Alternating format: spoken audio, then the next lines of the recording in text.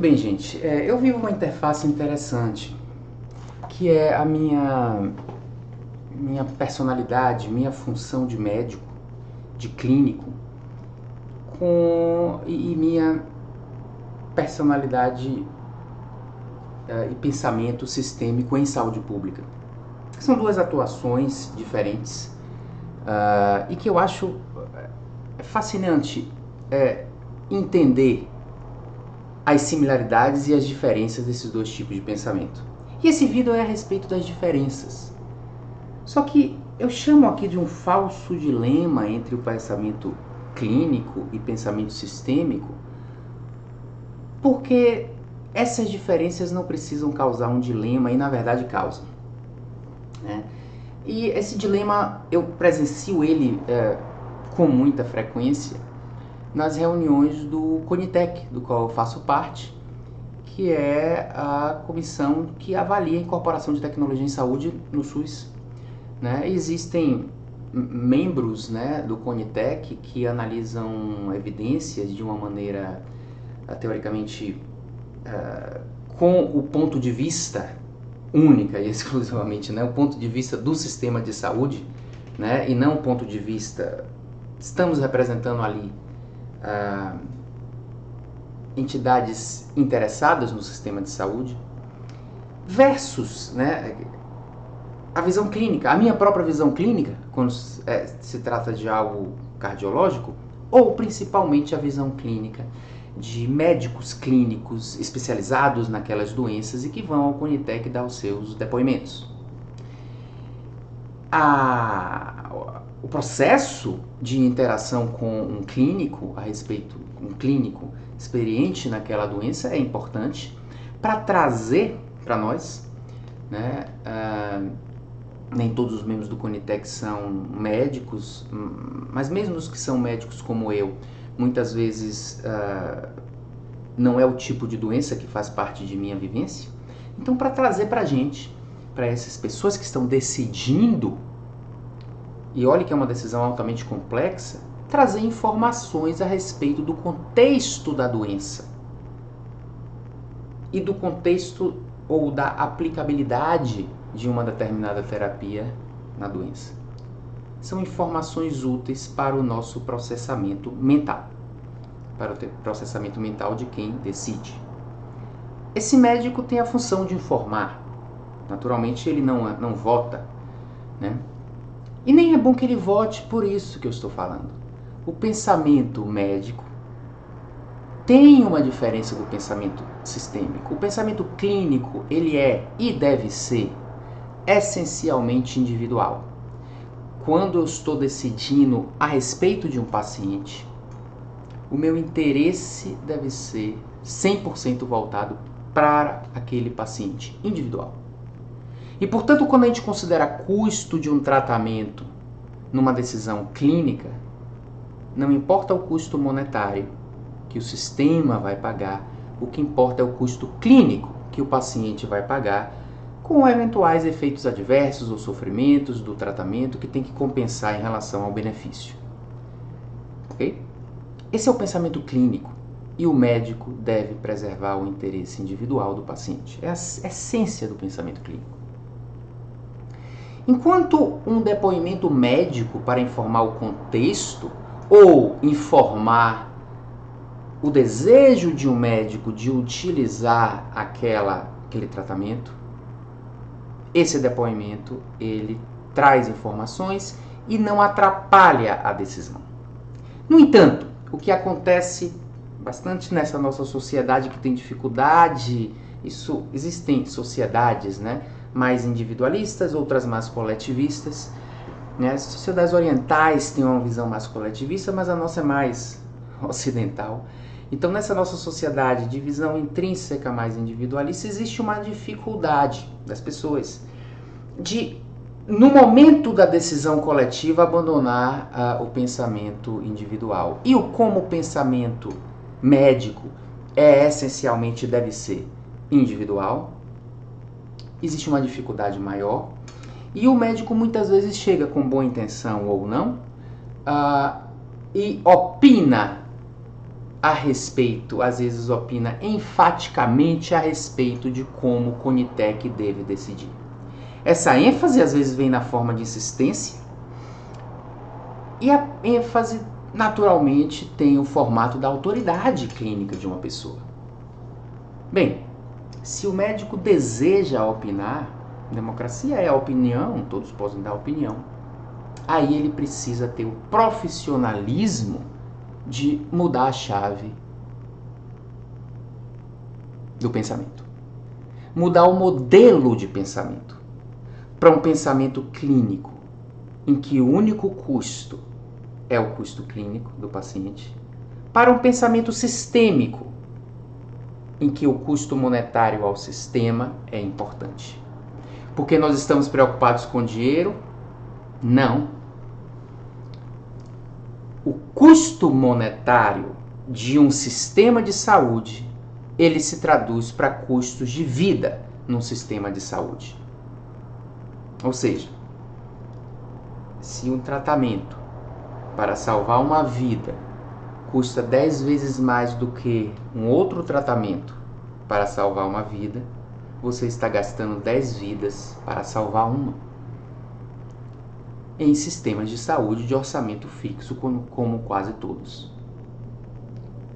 Então cabe ao médico saber se ele está ali para informar, e assim seria, no meu modo de ver, o mais adequado do ponto de vista do processo, informar aos decisores, mas se ele está ali para opinar, que ele opine tendo a visão do sistema, porque aquela discussão não é uma discussão voltada para a clínica de um paciente. E essa dificuldade a gente tem. Então, isso é o que eu estou propondo aqui, é que haja uma estratégia de modelo de pensamento. E que a gente entenda esses dois modelos. O que falta muito no treinamento e no desenvolvimento médico é modelo de pensamento. Que modelo você está usando? Eu acho até que o ideal é o médico ficar com seu modelo de pensamento clínico e informar. Nas exceções que o médico faça questão e que vai se abrir uma oportunidade de opinar, que ele tenha o profissionalismo de usar o modelo adequado. Porque senão ele enviesa. A nossa decisão é muito difícil. Ela é difícil porque ela é multifatorial. Nós temos que analisar eficácia, temos que analisar também tolerabilidade, um certo nível de segurança. Temos que, depois da eficácia, avaliar a efetividade, se nesse sistema isso vai conseguir ser implementado. E depois disso avaliar custo-efetividade. Custo-efetividade, baseado em modelos complexos de economia em saúde. E ainda depois impacto orçamentário. E dentro disso tudo existe o pensamento de que indivíduo receber, qual indivíduo tem indicação, qual é o número de indivíduos nessa população que vai ter indicação, qual é a circunstância. É multifatorial e é um processo muito complexo, repleto de dúvidas. E alguma coisa externa que venha informar objetivamente ajuda. Mas alguma coisa externa que venha induzir, tentar convencer pensamento de pessoas que estão fazendo um esforço grande para organizar o seu pensamento, enviesa. Enviesa. E muitas vezes o viés também vem de informação inapropriada. Quando o médico tenta informar a respeito da eficácia de um tratamento com base em sua experiência. Bem, para tratamentos e situações, isso está demonstrado por Daniel Kahneman, em situações de feedback tardio, como a maioria dessas coisas que a gente faz em medicina, é impossível o médico concluir a eficácia com base em sua experiência. É impossível, já escrevi isso no blog, que eficácia é algo invisível do ponto de vista ao olho clínico. Claro, eu dar uma morfina e melhorar a dor, eu dar um propofol e o paciente dormir, o feedback é tão rápido que você aprende com isso. Mas não tem como eu dizer que uma droga nova é superior à droga tradicional. Quando, como na maioria das vezes, o que você está mudando é uma probabilidade. Você não tem uma planilha de Excel na sua cabeça. Você não tem a quantificação na sua cabeça e muito menos os ajustes para efeito de confusão, ou viés de informação, ou viés de confirmação, ou viés de seleção. Não tem como. Não tem como a gente ver uma diferença de 10% de eficácia. 10% em termos absolutos, não tem como ver. Eu tratei 10, salvou 9, eu tratei 10, salvou 20, eu tratei 10 aqui com o tratamento, salvou 10, eu consigo ver 20, quantos pacientes eu tenho nisso? E a minha mente é uma planilha de Excel? Sem falar de vieses. Não dá para ver. Então, isso acontece também com frequência. Duas questões, às vezes.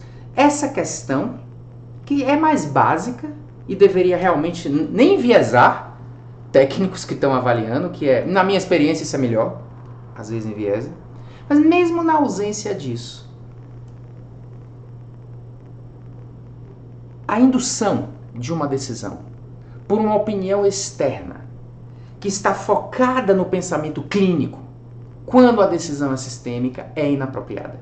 Nesse momento é preciso debate. Na hora que entra na opinião, é preciso debate. Porque acontece uma dissociação. É uma dissociação cognitiva entre quem está decidindo e quem está falando. E é preciso que nesse debate se tente organizar novamente essa situação. Convido vocês, inclusive, a entrarem nos vídeos das reuniões do Conitec, que são vídeos públicos, e observarem esse debate. Observarem o posicionamento dos médicos. Observarem o posicionamento dos médicos que adequadamente informam e aqueles que entram com uma atitude de convencimento de pessoas que estão ali pensando no sistema de saúde. Eu não estou dizendo que às vezes uma opinião pode estar até mais correta do ponto de vista sistêmico. Mas o que eu estou trazendo é que é difícil e eu diria raro para um clínico mudar a chave para o pensamento sistêmico. A fala é clínica e é legítima enquanto informação, não tanto enquanto tentativa de convencimento. Mas fica aqui essa ideia. Essa ideia, inclusive, é útil para um fenômeno que existe no Brasil, agora mudando o contexto, muito sério, que é o fenômeno de judicialização do sistema de saúde. Quando os médicos, em desejo de oferecer algo ao paciente, violam regras do sistema de saúde. Mais uma vez, o médico tem que oferecer o melhor ao paciente, desde que o sistema decida que isso é factível de ser oferecido. Quando o sistema conclui que aquilo não é possível por questões de custo-efetividade ou impacto orçamentário, o médico deve ter uma atitude profissional de desejar aquilo, porém, de entender que o sistema é feito para uma coletividade e nem tudo pode ser oferecido. Então, quando o médico judicializa, ele está entrando em algo sistêmico. Ele está pensando em um sistema que não oferece. Ao pensar no sistema, ele deve mudar a chave para o processo de pensamento sistêmico coletivo. Muito bem. Por que então, só para concluir, eu chamei isso de um falso dilema? Digamos que é o dilema do desejo, né, que o paciente se beneficie, versus o dilema da sustentabilidade do sistema de saúde. Isso é um falso dilema, porque nós não estamos falando interesse do paciente e interesse do sistema de saúde. O sistema de saúde não é uma empresa com fins lucrativos. Quando se pensa no sistema de saúde, está se pensando nos pacientes que vão ser supridos por aquele sistema de saúde. Então, os dois pensamentos são nos pacientes. Às vezes eu ouço alguns argumentos, puxa, mas a gente tem que pensar no paciente, é exatamente no paciente que eu estou pensando. Só que quem está com o modelo de pensamento sistêmico está pensando em todos os pacientes do SUS, com todas as doenças, está pensando no benefício ao todo, no benefício de um sistema de saúde como um todo bom e que maximize o benefício para a maioria das pessoas, evitando injustiça distributiva. Quem está defendendo o sistema não está defendendo sistema nenhum. O sistema não é uma pessoa. Está defendendo o paciente do SUS.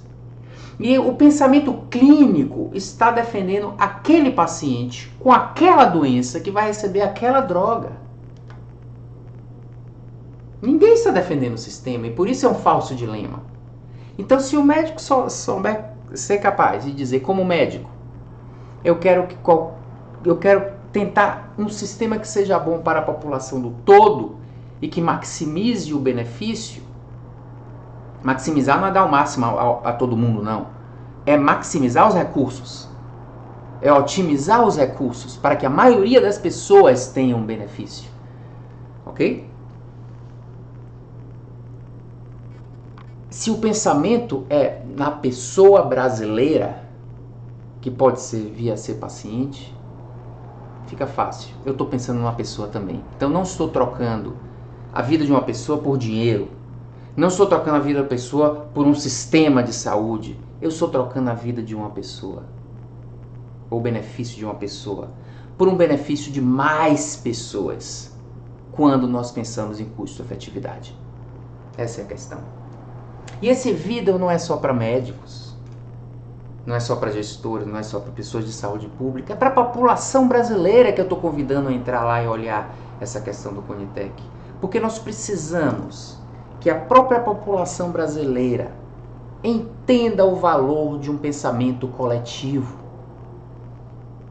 Entenda o que é uma programação para benefício coletivo e que difere do interesse de cada indivíduo individualmente.